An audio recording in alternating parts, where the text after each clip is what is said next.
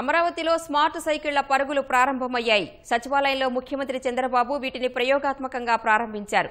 ₹1,00,000 విలువైన 30 అత్యాధునిక సైకిళ్లను CRDA Germany నుంచి తీసుకొచ్చింది. వీటిని నిలిపేందుకు సచివాలయం పరిధిలో 3 స్టేషన్లు ఏర్పాటు చేశారు. ప్రతి స్టేషన్లో 10 సైకిళ్లు అందుబాటులో ఉంచారు. ఎవరైనా వీటిని ఉచితంగా వినియోగించుకునే సదుపాయం కల్పించారు. అమరావతిలో సచివాలయ సిబ్బంది, సందర్శకులు ఇకపై సైకిళ్లపై దూసుకుపోవచ్చు. రాజధాని ప్రాంత అభివృద్ధి ప్రాధికార సంస్థ సచివాలయంలో సైకిల్ సవారీ ఏర్పాటు చేసింది. అమరావతిని పర్యావరణ హితంగా తీర్చిదిద్దేందుకు రహదారుల వెంబడి 1670 కిలోమీటర్ల పొడవున ప్రత్యేక సైకిల్ మార్గాలను సిఆర్డీఏ అభివృద్ధి చేస్తోంది. భవిష్యత్తులో ప్రతి కిలోమీటర్కు ఒక సైకిల్ స్టేషన్ ఏర్పాటు చేస్తారు. పైలట్ ప్రాజెక్టుగా సైకిల్ సవారీని ముఖ్యమంత్రి ప్రారంభించారు. సచివాలయం వద్ద ఒక్కో స్టేషన్లో 10 చొప్పున 3 స్టేషన్లలో 30 సైకిళ్లుంచారు. వీటిలో ఎక్కడికైనా సైకిల్ ఉచితంగానే తీసుకుని ఎక్కడైనా అప్పగించవచ్చు. సైకిల్ కావలసిన వారు పేరు నమోదు చేసుకుంటే ప్రత్యేక యాక్సెస్ కార్డు ఇస్తారు.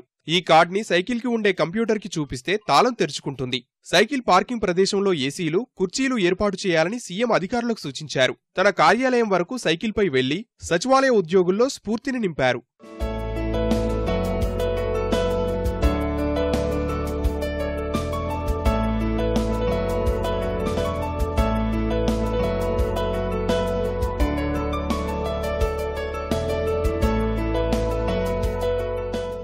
జర్మనీకి చెందిన నెక్స్ట్ బైక్ సంస్థ తయారు చేసిన ఈ సైకిళ్లలో కంప్యూటర్ వ్యవస్థ, జీపీఎస్ ఉంటాయి.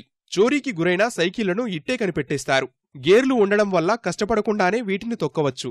ఎలాయిడ్, అల్యూమినియంతో తయారు చేయడం వల్ల వర్షంలో తడిసినా తుప్పు పట్టే అవకాశం ఉండదు. భవిష్యత్తులో సైకిల్ పార్కింగ్ ప్రదేశానికి దగ్గర్లో ఉద్యానవనం ఏర్పాటు చేసి సుందరంగా తీర్చిదిద్దాలని చంద్రబాబు అధికారులకు సూచించారు. సైకిల్ తయారీ కేంద్రాన్ని రాష్ట్రంలో ఏర్పాటు చేసేలా చర్యలు తీసుకోవాలని స్పష్టం చేశారు.